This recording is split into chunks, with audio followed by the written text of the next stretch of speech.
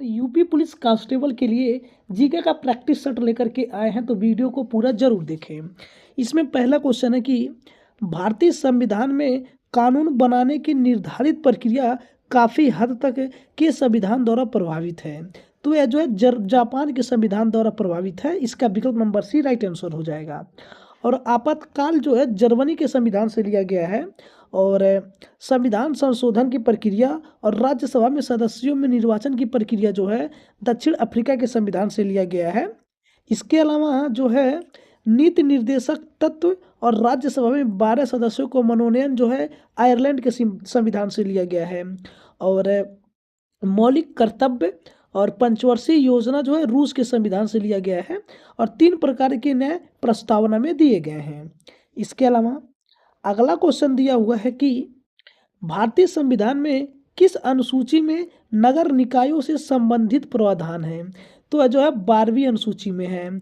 और 12वीं अनुसूची जो है 74वें संविधान संशोधन 1992 में आया था। और 73वां संविधान संशोधन और 74वां संविधान संशोधन जो है 1993 में लागू हुआ था। और 9वीं अनुसूची में जो है पहला संविधान संशोधन हुआ था जो कि 1991 में हुआ था और भूमि सुधार कानून से संबंधित है। और 11वीं अनुसूची जो है 73वें संविधान संशोधन के द्वारा 1992 में आया था। और 52वां संविधान संशोधन 10वीं अनुसूची 52वें संविधान संशोधन 1985 के द्वारा आया था। और इसमें जो है दल बदल विरोधी कानून के बारे में बताया गया है। तो अगर आप भी यूपी पुलिस की तैयारी कर रहे हैं तो वीडियो को लाइक जरूर करें और अपने दोस्तों के पास शेयर करें। और अगला क्वेश्चन है कि प्रस्तावना को संविधान की राजनीतिक कुंडली के रूप में किसने वर्णित किया था। तो यह जो है के.एस. मुंशी ने वर्णित किया था। इसका विकल्प नंबर ए राइट आंसर हो जाएगा। और संविधान की आत्मा जो है ठाकुर दास भार्गव को कहा जाता है। इसके अलावा अगला क्वेश्चन दिया हुआ है कि बुद्ध ने अपना पहला उपदेश कहाँ दिया था। तो बुद्ध ने अपना पहला उपदेश जो है सारनाथ में दिया था। इसका विकल्प नंबर ए राइट आंसर हो जाएगा। और बुद्ध को ज्ञान की प्राप्ति बोध गया में हुआ था। और अंतिम उपदेश और मृत्यु जो है कुशीनगर में हुआ था। और बुद्ध का जो पवित्र दिशा था वह दक्षिण था। और बुद्ध के जन्म का प्रतीक जो है कमल और साड़ दोनों हैं। और इनका गृह त्याग जो है बूढ़ा में हुआ था। इनका मृत्यु जो है पद्म चिन्ह कहलाता है। और सबसे ज़्यादा उपदेश जो है गौतम बुद्ध श्रावस्ती में दिए हैं। और बौद्ध धर्म में सील कितने हैं तो 10 सील हैं। इसके अलावा 5 नंबर क्वेश्चन है कि गच्छा नामक संगठन निम्नलिखित में से किस धर्म से संबंधित है। तो एक गच्छा नामक संगठन जो है ये जैन धर्म से संबंधित है। इसका विकल्प नंबर बी राइट आंसर हो जाएगा। और इसके जो है प्रथम तीर्थकर थे कौन थे। तो जैन धर्म के प्रथम तीर्थकर जो है ऋषभ देव थे। और दूसरे तीर्थकर अजीत नाथ थे। और जैन धर्म के 22वें तीर्थकर जो है अरिष्टनेमी थे जिसे नेमीनाथ कहा जाता है। और 23वें तीर्थकर जो है पार्श्वनाथ थे। और 24वें और अंतिम तीर्थकर जो है महावीर स्वामी थे। और महावीर स्वामी का जन्म जो है 540 ईसा पूर्व में हुआ था। और इनकी मृत्यु जो है 468 ईसा पूर्व में हुआ था। इसके अलावा अगला क्वेश्चन है कि कौन सा भारतीय राज्य चीन के साथ सीमा साझा नहीं करता है। तो ये जो उत्तर प्रदेश है ये चीन के साथ सीमा साझा नहीं करता है। बाकी हिमाचल प्रदेश, अरुणाचल प्रदेश और सिक्किम जो है चीन के साथ सीमा साझा करता है। इसलिए इसका विकल्प नंबर ए जो है राइट आंसर हो जाएगा। इसके अलावा अगला क्वेश्चन दिया हुआ है कि किस पर्वत को ब्लू माउंटेन कहा जाता है। तो ब्लू माउंटेन जो है नीलगिरी पर्वत को कहा जाता है। इसका विकल्प नंबर 1 राइट आंसर हो जाएगा। और नीलगिरी जो है कर्नाटक, केरल और तमिलनाडु में स्थित है। और माउंट एवरेस्ट का पुराना नाम जो है पीक 15 है। और फूजी पर्वत जो है जापान में स्थित है। और नीलगिरी जो है पश्चिमी घाट और पूर्वी घाट का मिलन बिंदु है। और सबसे ऊंची चोटी जो है टोडा बेटा है। और सबसे ऊटी जो है हिल स्टेशन है। और जनजाति कौन सी है टोंडा जनजाति है। नीलगिरी पहाड़ियों में रहती है। इसके अलावा अगला है कि हमारे सौरमंडल में किस ग्रह की वलय प्रणाली सबसे विस्तृत है। तो यह जो है शनि ग्रह की है। इसका विकल्प नंबर 1 राइट आंसर हो जाएगा। शनि ग्रह का सबसे बड़ा उपग्रह जो है टाइटन है। और बृहस्पति के उपग्रहों की खोज गैलीलियो ने किया था। और नीला ग्रह जो है पृथ्वी को कहा जाता है। इसके अलावा भोर का तारा और सांझ का तारा शुक्र को कहा जाता है, और सबसे ज़्यादा चमकीला ग्रह भी शुक्र है। और लाल ग्रह कौन सा है? तो लाल ग्रह मंगल है, और सबसे छोटा ग्रह जो है बुध है। इसके अलावा अगला क्वेश्चन है 9 नंबर की, निम्नलिखित में से कौन सी नदी यमुना नदी की सहायक नदी नहीं है? तो जो कल्याणी नदी है यह यमुना नदी की सहायक नदी नहीं है। और यमुना नदी के किनारे कौन कौन से शहर हैं? तो दिल्ली है, आगरा है, मथुरा है और इटावा यमुना नदी के किनारे बसे हुए हैं। और गंगा की सबसे लंबी सहायक नदी है यमुना नदी, जो कि 1376 किलोमीटर है। इसका विकल्प यही इसका आंसर है। और अगला क्वेश्चन दिया है कि लठमार होली उत्तर प्रदेश के नीचे उल्लिखित किस शहर में मनाया जाने वाला एक अनोखा उत्सव है? तो लठमार होली जो है उत्तर प्रदेश के बरसाना में मनाया जाता है। इसका विकल्प नंबर भी राइट आंसर हो जाएगा। इसके अलावा गंगा महोत्सव जो है वाराणसी में मनाया जाता है, और नौचंदी मेला जो है मेरठ में होता है, और बटेश्वर पशु मेला जो है आगरा में होता है। इसके अलावा ताज महोत्सव जो है आगरा में होता है, और जन्माष्टमी जो है वृंदावन में मनाया जाता है, और सैफई महोत्सव इटावा का है, और आयुर्वेद महोत्सव झांसी का है। इसके अलावा अगला क्वेश्चन दिया हुआ है 11 नंबर क्वेश्चन की, फिरोजाबाद जो कि यूपी में है किसके लिए प्रसिद्ध है? तो जो फिरोजाबाद है यह कांच उद्योग के लिए प्रसिद्ध है। इसका विकल्प नंबर भी राइट आंसर हो जाएगा। और कुछ फेमस उत्पाद जो हैं ये कौन कौन से हैं? यानी कि सूती वस्त्र उद्योग जो है कानपुर को कहा जाता है, और चमड़ा उद्योग जो है कानपुर में होता है। इसके अलावा ताला सबसे अधिक अलीगढ़ में होता है, और बिंदी जो है बलिया में सबसे अधिक होता है। और टेराकोटा कहाँ होता है? टेराकोटा गोरखपुर में होता है। और हिंग सबसे ज़्यादा हाथरस में होता है, और इत्र सबसे ज़्यादा कन्नौज में होता है। इसके अलावा एक जिला एक उत्पाद ODOP कुल शामिल उत्पाद जो है 75 हैं, और इनमें से GI टैग 44 को दिया गया है, और इसकी शुरुआत जो है 24 जनवरी 2018 को हुआ था। और अगला क्वेश्चन है कि ट्विटर और इंस्टाग्राम जैसे सोशल मीडिया प्लेटफॉर्म पर वेरीफाइड अकाउंट क्या दर्शाता है? तो यह जो है खाता एक सार्वजनिक व्यक्ति या संगठन से संबंधित है और प्रमाणित है, ये दर्शाता है। इसका विकल्प नंबर ए राइट आंसर हो जाएगा। और इसके अलावा अगला क्वेश्चन दिया हुआ है कि कंप्यूटर में HTML का पूर्ण रूप क्या है? तो HTML का पूर्ण रूप जो है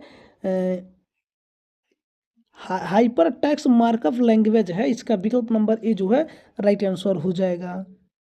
और इसका जो है USB का यूनिवर्सल सर्विस बस होता है, और वाईफाई का फुल फॉर्म जो है वायरलेस फिडेलिटी होता है, और URL का फुल फॉर्म जो है यूनिफॉर्म रिसोर्स लोकेटर होता है, और WW का जो है full form world wide web होता है। तो अगर आप भी यूपी पुलिस की तैयारी कर रहे हैं तो इस वीडियो को लाइक जरूर करें, अपने दोस्तों के पास शेयर जरूर करें। और अगला क्वेश्चन है कि राष्ट्रीय मानवाधिकार आयोग NHRC के अध्यक्ष और सदस्यों की नियुक्ति किसके द्वारा की जाती है? तो इसकी नियुक्ति जो है राष्ट्रपति के द्वारा की जाती है। इसका विकल्प नंबर सी राइट आंसर है।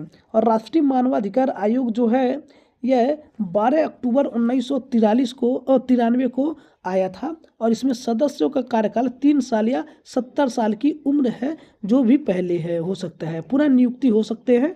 और हटाना जो है राष्ट्रपति द्वारा कदाचार या अक्षमता के आधार पर जांच होता है, और सुप्रीम कोर्ट के द्वारा जज द्वारा।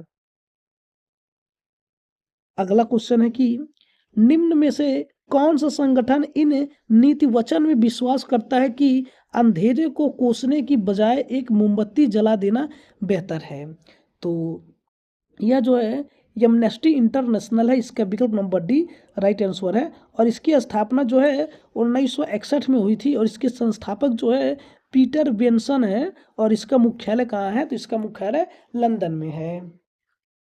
इसके अलावा अगला क्वेश्चन दिया हुआ है कि जम्मू कश्मीर का सार्वजनिक सुरक्षा अधिनियम PSA किस तरह से आंतरिक सुरक्षा सुनिश्चित करता है? तो यह जो है राज्य की सुरक्षा के लिए हानिकारक गतिविधियां करने वाले संदिग्ध व्यक्तियों को हिरासत में लेकर करता है। और यह जो है इसका विकल्प नंबर ए राइट आंसर हो जाएगा। और यह 2019 में फारूक अब्दुल्ला हिरासत में लिए, और यह जो है 1978 में लागू हुआ था और शेख अब्दुल्ला द्वारा लागू किया गया था। इसके अलावा अगला क्वेश्चन है कि निम्नलिखित में से कौन सा बल लद्दाख में काराकोरम दर्रे से अरुणाचल प्रदेश में जैलेपला तक भारतीय सीमाओं की रक्षा करता है? तो यह जो है इंडो तिब्बत सीमा पुलिस बल है। इसका विकल्प नंबर ए हो जाएगा, और इसे शॉर्टकट में ITBP कहा जाता है। और ITBP की स्थापना जो है 1962 में हुई थी, और ITBP का मुख्यालय कहाँ है? तो यह नई दिल्ली में है।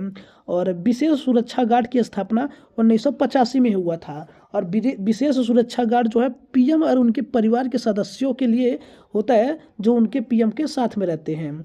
और बीरबल भाष समिति होती है विशेष सुरक्षा गार्ड। और अगला क्वेश्चन है कि निम्नलिखित में से भारत में प्रत्यक्ष विदेशी निवेश को कौन नियंत्रित करता है? तो यह जो है भारतीय रिजर्व बैंक जो है नियंत्रित करता है। इसका विकल्प नंबर बी राइट आंसर हो जाएगा। इसके अलावा भारतीय रिजर्व बैंक के साथ उद्योग संवर्धन एवं आंतरिक व्यापार विभाग होता है DPIIT, और यह विशेष निवेश रिपोर्ट है और UNCTAD द्वारा किया जाता है। 2025 में भारत की रैंक 15 थी, और सबसे ज़्यादा FDI आई सिंगापुर की, और सबसे ज़्यादा FDI मिली महाराष्ट्र को। इसके अलावा अगला क्वेश्चन है कि निम्नलिखित में से कौन सी फसल खरीफ की फसल नहीं है? तो ये जो गेहूं है खरीफ की फसल नहीं है। और रबी की फसल किसे कहते हैं? तो ये जो रबी की फसल है यह अक्टूबर से नवंबर में बुआई की जाती है, और मार्च से अप्रैल में इसकी कटाई की जाती है। जैसे चना, मटर और आलू जो है रबी की फसल है। इसके अलावा जायद फसल किसे कहते हैं? तो जायद फसल जो है यह मार्च अप्रैल में इसकी बुआई होती है, और जून जुलाई में इसकी कटाई की जाती है, जैसे तरबूज, खीरा, ककड़ी। और खरीफ की फसल जो है जून और जुलाई में बुवाई की जाती है, और कटाई जो है अक्टूबर नवंबर में किया जाता है। और धान, कपास, गन्ना, मक्का जो है खरीफ की फसल है। इसके अलावा अगला क्वेश्चन है कि भरतपुर राष्ट्रीय उद्यान निम्नलिखित में से राष्ट्रीय उद्यानों में से किसका पूर्व नाम है? तो भरतपुर राष्ट्रीय उद्यान जो है केवलादेव राष्ट्रीय उद्यान का नाम है, पूर्व नाम है। इसका विकल्प नंबर डी जो है राइट आंसर हो जाएगा। और केवलादेव राष्ट्रीय उद्यान जो है राजस्थान में है, और पेंच राष्ट्रीय उद्यान मध्य प्रदेश में है, और काजीरंगा राष्ट्रीय उद्यान जो है असम में है। इसके अलावा रणथंभौर राष्ट्रीय उद्यान राजस्थान का है। और गुरु घासीदास नेशनल पार्क जो है यह छत्तीसगढ़ में है, और वाल्मीकि नेशनल पार्क जो है बिहार में स्थित है। इसके अलावा जिम कॉर्बेट राष्ट्रीय उद्यान उत्तराखंड में स्थित है, और चंदौली राष्ट्रीय उद्यान जो है महाराष्ट्र में स्थित है।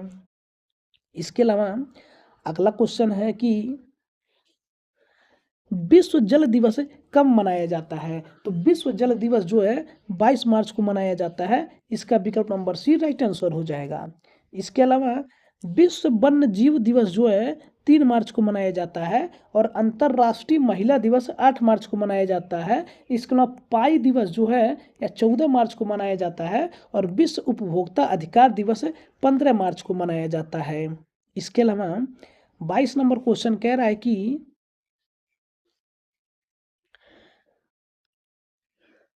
भारत रत्न प्राप्तकर्ता का नाम बताइए जो एक समाज सुधारक और शिक्षक थे। उन्होंने महिलाओं के उत्थान में महत्वपूर्ण भूमिका निभाई। तो वह जो है धोड़ो केशव कर्वे हैं, जो कि 100वें जन्मदिन पर इन्हें मिला था। और विधान चंद्र राय जो है चिकित्सक थे, और एम विश्वेश्वरैया जो है इंजीनियर थे, और गोविंद बल्लभ पंत जो है यूपी के पहले मुख्यमंत्री थे, जो कि 1957 में बने थे। इसके अलावा दोस्तों अगर आप भी यूपी पुलिस की तैयारी कर रहे हैं तो इस वीडियो को लाइक ज़रूर करें, और अपने दोस्तों के पास शेयर करना ना भूलें, ताकि उनको भी इसका लाभ मिलता रहे। और अगर आपने पहली बार चैनल पर विजिट किया है तो चैनल को सब्सक्राइब करना ना भूलें, और बेल आइकन को प्रेस कर लें, ताकि इसका नोटिफिकेशन आपको सबसे पहले मिले। अगला कि जर्मनी की राजधानी कौन सी है? तो जर्मनी की राजधानी जो है बर्लिन है, और मैड्रिड की राजधानी स्पेन है, और अबुजा की राजधानी जो है नाइजीरिया है।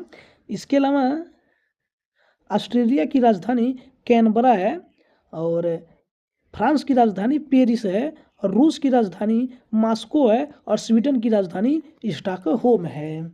और अगला क्वेश्चन है कि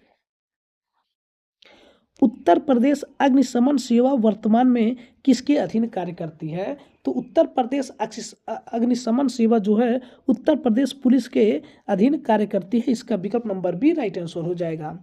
और यूपी में कुल 75 जिले हैं और 68 जिला पुलिस प्रणाली है, जबकि 7 जिले कमिश्नरी प्रणाली हैं। इसके अलावा यूपी में कुल ट्रेनिंग सेंटर 11 हैं, और कुल जोन जो है 8 हैं यूपी में। और रेंज कितनी है? रेंज 18 है, और यूपी में कुल जिले 75 हैं।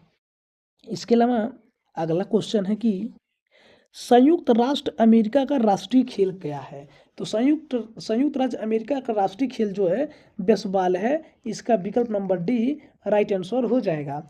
और भारत कोई आधिकारिक घोषणा नहीं की है, और फ्रांस ब्राजील का जो है फुटबॉल है, और नेपाल श्रीलंका का वॉलीबॉल है, और भूटान का तीरंदाजी है। इसके अलावा अगला क्वेश्चन है कि इंडिया बिम्स फ्रीडम किसकी आत्मकथा है? तो इंडिया बिम्स फ्रीडम जो है अबुल कलाम आज़ाद की आत्मकथा है। इसका विकल्प नंबर डी राइट आंसर हो जाएगा। और इंडिया डिवाइडेड जो है राजेंद्र प्रसाद की आत्मकथा है। और द इंडियन स्ट्रगल जो है सुभाष चंद्र बोस की आत्मकथा है। और माई कंट्री माई लाइफ जो है एल के आडवाणी की आत्मकथा है। और लाइफ डिवाइन जो है अरविंद घोष की आत्मकथा है। इसके अलावा poverty and in British rule in India जो है दादा भाई नौरोजी की आत्मकथा है। और यंग इंडिया और साप्ताहिक पत्रिका महात्मा गांधी की आत्मकथा है। इसके अलावा अगला क्वेश्चन है कि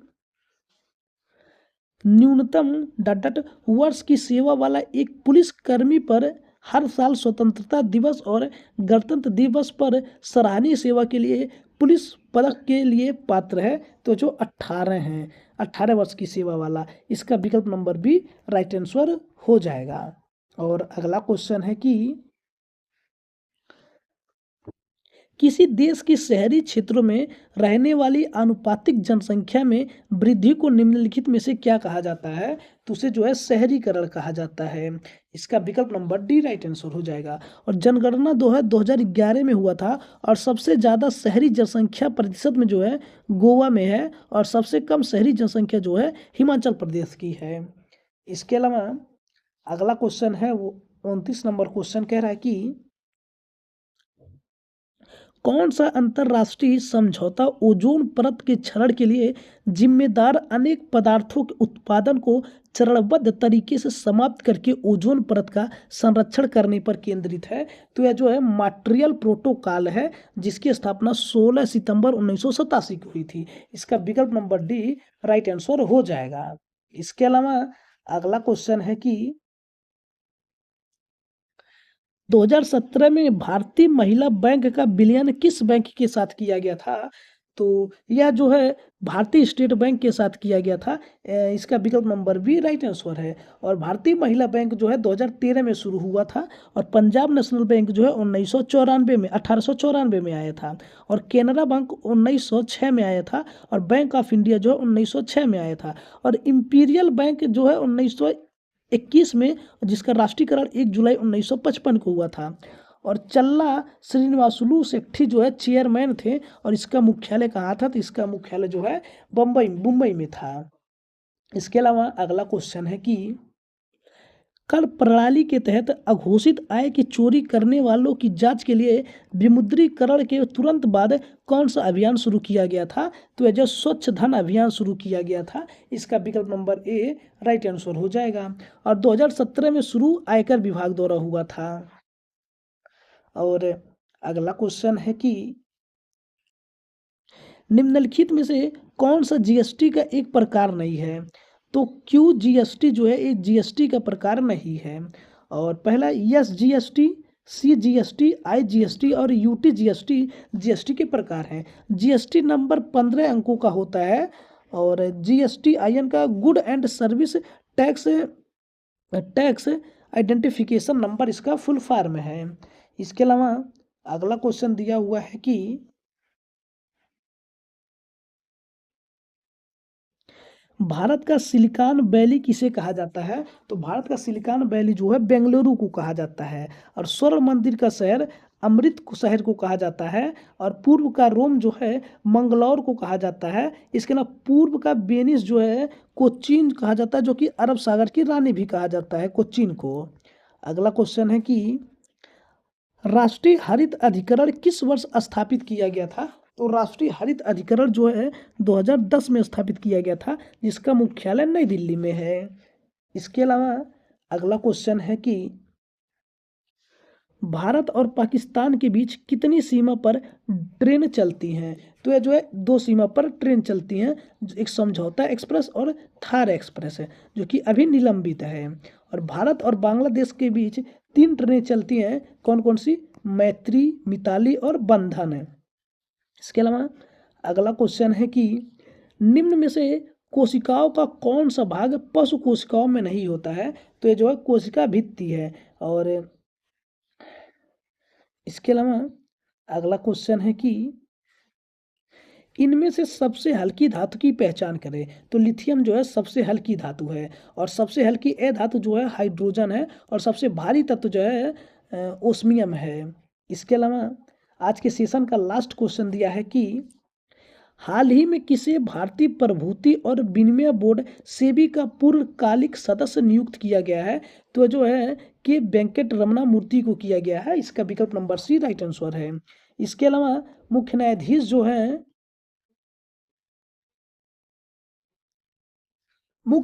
जो है सीजेआई जस्टिस सूर्यकांत जो है 53वें हैं, और सेबी के अध्यक्ष जो है तुहिन कांत पांडा हैं, और सेबी की पहली महिला अध्यक्ष जो है माधवीपुरी बुच है।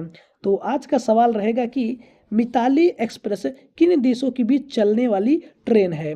इस प्रश्न का जो है आंसर आप लोग कमेंट बॉक्स में जरूर बताइएगा। और दोस्तों, चैनल पर पहली बार विजिट किए हैं तो चैनल को सब्सक्राइब जरूर कीजिएगा, और अपना स्कोर बताएं कमेंट में कि आपका कितना नंबर आया। मिलते हैं अगली वीडियो में। धन्यवाद। जय।